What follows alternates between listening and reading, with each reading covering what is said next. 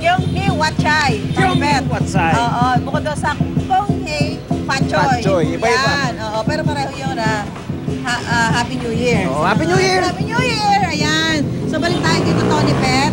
Sa Binondo. Ngayon, ihahain natin. Ayan, meron pa tayong fireworks. Oh. Kita mo naman, oh. Ay, alam, bilis eh. Okay. Tony Pet, ito. Meron mga pagkain sa harapan natin, ano. Ngayon, may magpapaliwanag yan sa atin. Bakit ito yung ihahanda nila pag Chinese New Year, di ba? Tama. Kasi nga naman, bawat dish na ilalapag sa hapagkainan tao talaga merong simbolo na katumbas ay swerte, abundance at kung ano pa malalaman natin yan mula kay Miss Mea Angsi, Director of Bahay Chinoy. Good morning, ma'am! Happy New Year! Ayan. Happy Gyeonghae Watchay. Gyeonghae Watchay. Gyeonghae Watchay. Very good. Very good. Ayan. So, ito, explain natin na yung mga pagkain na nasa harap natin. Ay, sige. Paano nga ba ito? Lahat po ng mga pagkain na kinakain during Chinese New Year, yung mga sinisimbolo niya, lahat yan nakapalibot sa pamilya.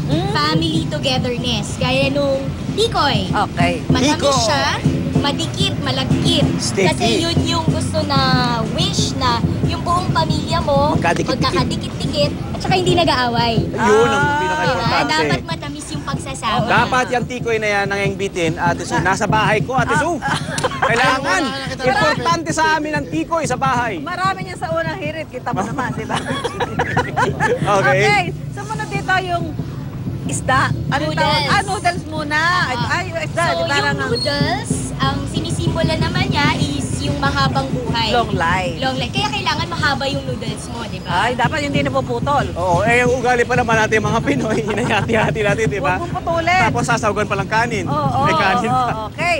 Sumunod natin, meron tayong Ayan, isda. isda. Oo. So, language lesson tayo ulit. Ang isda in Chinese Ay? is Nien.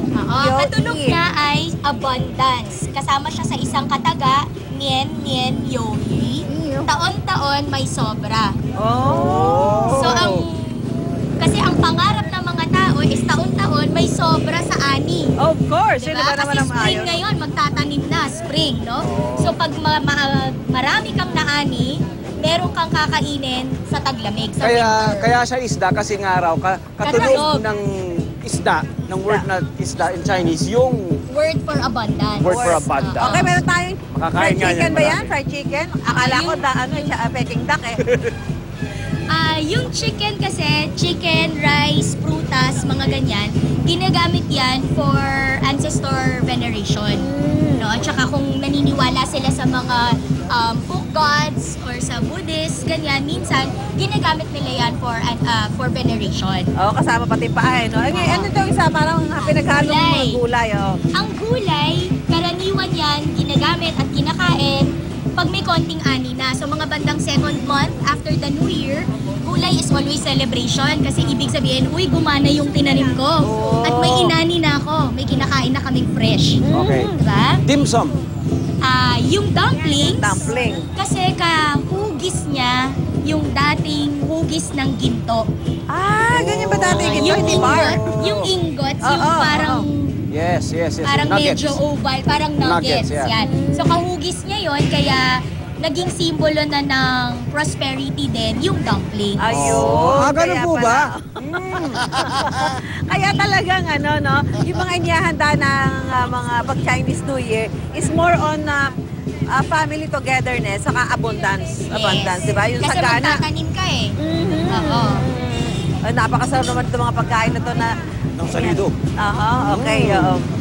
So, siyempre, yung mga inyanda na yan, matitikman nyo pag pumunta kayo dito sa Binondo dahil ngayon ay bisperas ng Chinese New Year, di ba? Ma'am, tanong ko lang po, excuse me po.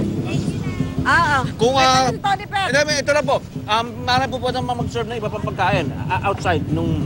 Oo, sa family dinner, laging kung ano yung specialty mo, dalhin mo na. Sige, ihabang lahat yan ha. Magpabalik kami rito mula sa Binondo. Maraming salamat po, ma'am. Maraming salamat. Maraming salamat din. Thank you. Back to studio tayo.